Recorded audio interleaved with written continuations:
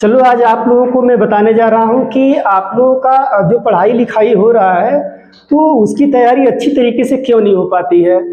उसका यहाँ पे दो रीज़न होता है। जैसे हम लोग अनकंफर्टेबल टाइप से अगर बैठते हैं या अनकंफर्टेबल टाइप से अगर हम पढ़ाई लिखाई करते हैं तो कोई भी चीज़ हमें माइंड में घुसता नहीं है।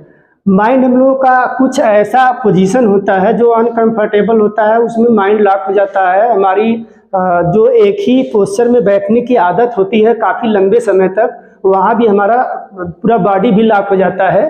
तो कैसे उस पर हम नियंत्रण पा सकते हैं उसके बारे में आज मैं आप लोगों से बात करने वाला हूँ।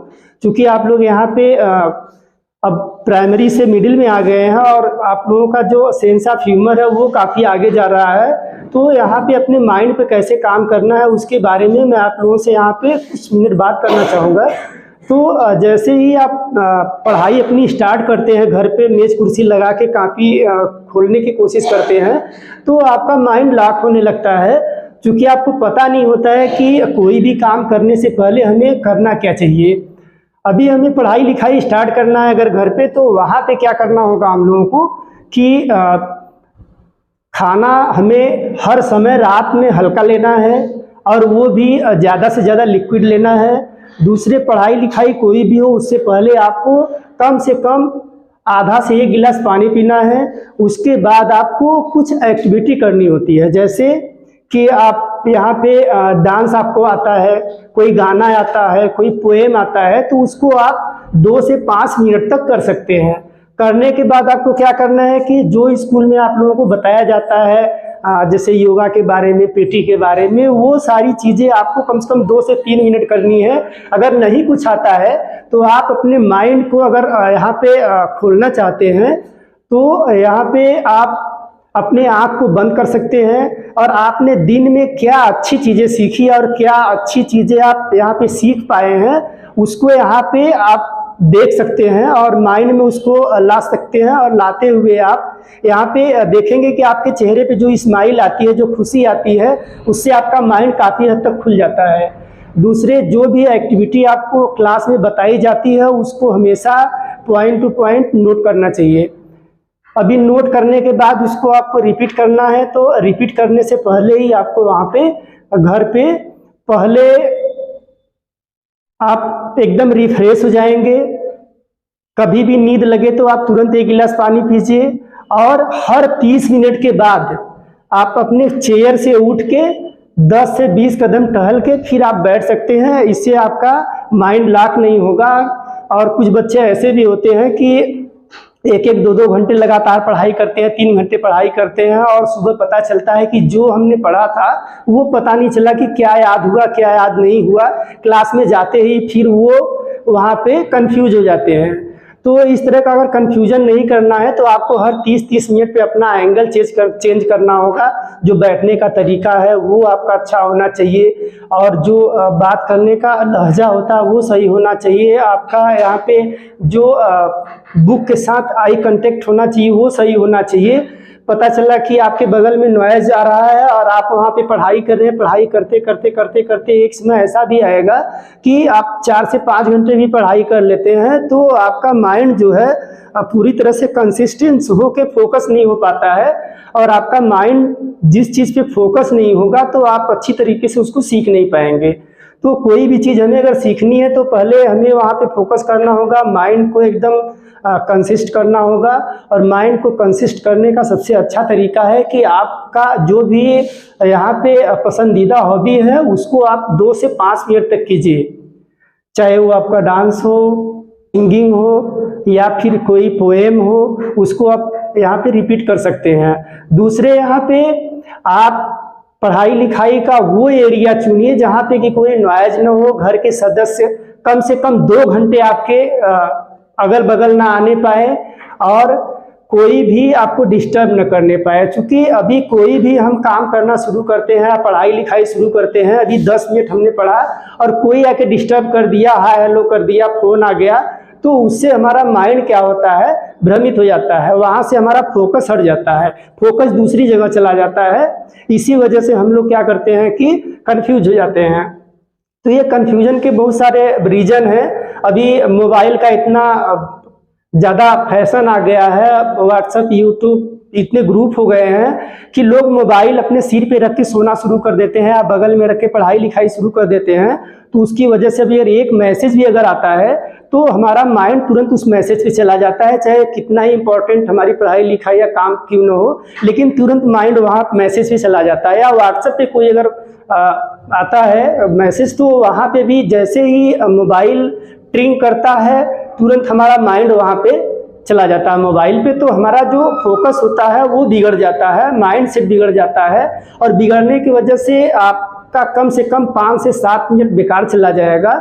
और जो चीज़ आप जानना चाहते हैं, पढ़ना चाहते हैं, देखना चाहते हैं, वो सारी चीज़ें आपको मिल नहीं पाती है, क्योंकि आपका जो माइंड होता है वो दूसरी जगह चला जाता है। माइंड वहाँ पे है, निगाहें आपकी दूसरी जगह हैं, तो आप न तो वहाँ सीख पाते हैं न तो यहाँ सीख पाते हैं। इसलिए जो भी आपको पढ़ाई लिखाई करनी है घर पे या क्लासरूम में या कहीं भी, तो जो डिस्टर्बेंस होता है उसे कोशिश रहनी चाहिए कि उससे हमेशा दूर रहें। और ख़ास तौर से पढ़ाई लिखाई के टाइम कम से कम 2 घंटे घर पे जब भी बैठे पढ़ने लिखने के लिए कि 30 मिनट पे, हर 30-30 मिनट पे आप अपना एंगल चेंज करते रहें बैठने का, पढ़ने का। और बाकी जो मोबाइल वाला सोशल मीडिया वाला मैटर है उसको आप एकदम क्लोज करके रखें, या तो फ्लाइट मोड में, कि आपको कोई डिस्टर्बेंस न होने पाए। डिस्टर्बेंस अगर होता है तो आप अगर एक दिन में 2 घंटे पढ़ते हैं तो भी आपकी पढ़ाई वहाँ पे मात्र 20 से 30 मिनट की रह जाएगी और वो आपका टाइम वेस्ट चला जाएगा। तो टाइम अगर आपको वेस्ट नहीं जाने देना है, उसका ज़्यादा से ज़्यादा यूज करना है, तो आप लोगों को इन सारी चीज़ों से दूर रहना होगा। दूसरे, आप जो पढ़ाई लिखाई कर रहे हैं वो पढ़ाई लिखाई आपके फ्यूचर के लिए कितना ज़रूरी है, आपके फैमिली के लिए कितना ज़रूरी है, आपके देश के लिए, समाज के लिए कितना ज़रूरी है, वो सारी चीज़ें अगर आप यहाँ पे जानते हैं तो आपका पढ़ाई लिखाई का जो उद्देश्य है वो और बढ़ जाएगा। जैसे आप पढ़ाई लिखाई करते हैं, आपको फ्यूचर में क्या बनना है, क्यों बनना है, ये सारी चीज़ें आपको पता होनी चाहिए। क्योंकि पैसे तो सब लोग हर तरीके से कमाते हैं, लेकिन हमें यहाँ पे कुछ समाज सेवा, देश सेवा भी करनी है, परिवार के लिए कुछ सिक्योरिटी लानी है। क्योंकि अभी समाज सेवा जो होता है वो आपका यहाँ पे पता होना चाहिए कि हमें समाज के लिए क्या देना है, देश के लिए क्या देना है। क्योंकि अपने लिए तो सभी लोग जीते हैं, और जितने भी लोग अपने लिए करते हैं वो आप लोग जानते होंगे। जैसे कूप मंडूक वाली कहानी होती है, जैसे कुएं में मेढक होता है, उसका जितना एरिया होता है उसको पता होता है कि इतनी बड़ी दुनिया है, लेकिन जैसे ही वो बाहर निकलता है तो उसको पता चलता है दुनिया तो अनलिमिटेड है। तो इसी तरह से आपको भी पता होना चाहिए कि हमें समाज के लिए क्या करना है, देश के लिए क्या करना है। हमारा उद्देश्य एकदम क्लियर होना चाहिए। जैसे एग्जाम्पल के तौर पे लेते हैं, अगर हमें यहाँ पे IPS बनना है तो हमें IPS बनना है तो आपका उद्देश्य शायद होगा कि हमें यहाँ देश की सेवा करनी है, अपराधियों को अपराध मुक्त करके यहाँ पे समाज को भय मुक्त बनाना है। ये सारी चीज़ें, जैसे आपको यहाँ पे अभी इंजीनियरिंग करनी है तो देश का इंफ्रास्ट्रक्चर कैसे सही होना चाहिए और कहाँ पे करप्शन है, वो सारी चीज़ों को मैं दूर कर पाऊँगा। तो इस तरह का अगर कोई आपका उद्देश्य है तो यहाँ पे आप उस उद्देश्य को अगर सेट करके रखते हैं तो निश्चित आपको मिलने वाला है। जैसे यहाँ पे अभी आपको समाज सेवा करनी है, पता चला आपको समाज सेवा करनी है, लेकिन करना क्या है आपको, जॉब।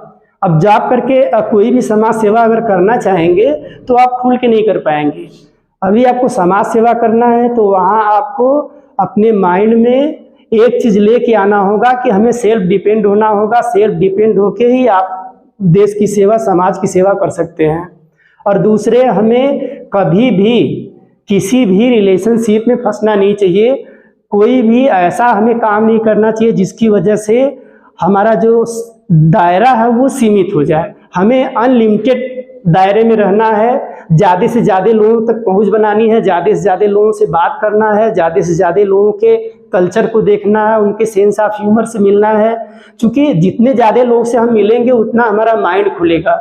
और ये जो हम लोगों की पढ़ाई लिखाई होती है एक तरह से ये पुराने ढर्रे पे ज़्यादा से ज़्यादा ग्रामीण एरिया में पुराने ढर्रे पे पढ़ाई लिखाई होती है, उनको वही चीज़ें बताई जाती है जो बुक में लिखा होता है। तो कुछ ऐसी चीज़ें भी अब यहाँ पे चेंज हो रही हैं जिससे कि आप बुक के अलावा भी क्लास ले सकते हैं। जैसे बहुत सारे स्कूलों में और बहुत लगभग महानगरों में नगरों में कुछ ऐसी पढ़ाई लिखाई और भी शुरू हो गई है जहाँ से आपको एक मोटिवेशनल क्लास भी चलता है। वहाँ से आपको कैसे काम करना चाहिए, कैसे पढ़ाई लिखाई करनी चाहिए, परिवार में कैसे रहना है, रिलेशनशिप कैसे बढ़ाना है, फैमिली के साथ आपका ट्यूनिंग कैसा होना चाहिए, ये सारी चीज़ें यहाँ पे हर जगह पे अब बताया जा रहा है और हर जगह पे इसको इम्प्लीमेंट भी कराया जा रहा है। तो आप लोगों का अभी बात हो रहा था कि माइंड लॉक हो जाता है, तो उसको आपको कैसे खोलना है। हमेशा जो भी आपके दिन में अच्छी चीज़ें हो उसको आप हमेशा कोई भी काम करने से पहले, पढ़ाई लिखाई करने से पहले बैठना है तो बैठने से पहले आप कम से कम 30 सेकंड अपनी आंख बंद करके उन चीज़ों को सोचिए, या जो चीज़ें आपको अच्छी लगती हो, जो आपके पास्ट में अच्छी हुई हो, आपने किसी की हेल्प की हो या आपने किसी का कुछ अच्छा काम किया हो या अपने परिवार के लिए कुछ अच्छा किया हो, वो सारी चीज़ें आप यहाँ पे माइंड में ला के आँख बंद करके देख सकते हैं। तो आपके चेहरे पे निश्चित ही खुशी झलकेगी और जैसे ही आपके चेहरे पे थोड़ी सी स्माइल आएगी आपका माइंड खुल जाएगा। क्योंकि अभी हम लोगों का माइंड क्या होता है ना कि हम लोगों के जैसे हम लोगों के अंदर क्या है वो हमारा यहाँ पे चेहरा बता देता है। वो चेहरा कैसे बताता है? अभी हमारे माइंड के अंदर कुछ चीज़ें चल रही हो, अगर निगेटिव चीज़ें चल रही हो तो हमारे चेहरे का जो ग्लो होता है वो यहाँ पे कम हो जाता है। अभी हमारे अंदर अगर कोई ऐसा विचार चल रहा है जो पॉजिटिविटी लेकर आता हो तो वहाँ पे हमारे चेहरे का जो ग्लो होता है, जो ब्राइटनेस होता है वो बढ़ जाता है और हमारी आंखें बोलने लगती है। कुछ ऐसी बातें होती हैं कि आप यहाँ पे कुछ नहीं भी बोल पाते हैं तो आई कांटेक्ट से ही पता चल जाता है कि व्यक्ति कितना पॉजिटिव है, कितना निगेटिव है। तो ये सारी चीज़ें यहाँ पे आपको क्लास में बताई जा रही हैं कि आप ये सारी चीज़ों को समझ के और पूरे फोकस के साथ, पूरे उद्देश्य के साथ पढ़ाई लिखाई करेंगे तो निश्चित ही आप खुद अपना फ्यूचर चेंज कर पाएंगे, अपने फैमिली को सपोर्ट कर पाएंगे और अपने समाज के लिए कुछ दे पाएंगे, देश के लिए कुछ कर पाएंगे। क्योंकि हमारा सबसे इम्पोर्टेंट है समाज के लिए और देश के लिए कुछ करना। अपने लिए हम लोग हमेशा कुछ न कुछ करते रहते हैं। जो पशु होते हैं वो भी अपने बच्चों के लिए कुछ न कुछ करते हैं। बच्चे अपने फैमिली के लिए और अपने समाज के लिए क्या करते हैं वो इम्पॉर्टेंट है। इम्पॉर्टेंट ये नहीं है कि हम अपने लिए क्या करते हैं, अपने लिए क्या बनाते हैं और अपनों के लिए क्या बनाते हैं, ये जरूरी बहुत नहीं है। लेकिन जरूरी ये है कि हम समाज के लिए क्या करते हैं, अपनी फैमिली के लिए क्या करते हैं और देश के लिए क्या करते हैं, वो इम्पॉर्टेंट है। और ये अगर आप करते हैं तो वही आपका यहाँ पे रहने वाला है। बाकी सारी चीज़ें आपके लाइफ में जो भी चीज़ें आ रही हैं निगेटिविटी के साथ, वो आपको कभी भी सुकून देने वाली नहीं है। आपके अंदर जितनी भी पॉजिटिविटी आएगी, जितना आपका माइंडसेट अच्छा रहेगा, आपका उद्देश्य क्लियर रहेगा, तो आप यहाँ पे सबके लिए अच्छा करेंगे और अच्छा सोचेंगे तो आपका माइंड भी अच्छा रहेगा और अच्छे तरीके से आप काम भी कर पाएंगे। तो आज का क्लास मैं यहीं पे ख़त्म करने वाला हूँ और इसके लिए मैं नेक्स्ट डे आपको एक नई चीज़ बताने वाला हूँ। तो आप सभी लोग यहाँ पे टाइम पे आएंगे और कोशिश करेंगे कि जो मैंने बताया है वो सारी एक्टिविटी आप घर पे करते रहेंगे। Thank you, wish you all the best. Thank you.